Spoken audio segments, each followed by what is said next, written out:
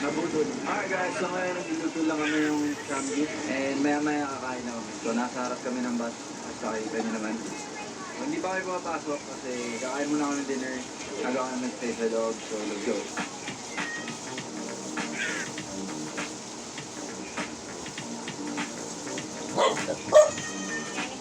Bigyan mo kami kung gusto niya kain.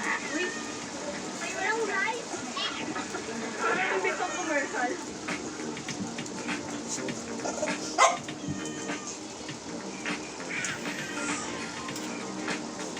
Alright guys, so tapos na kami kumain ng samgyup.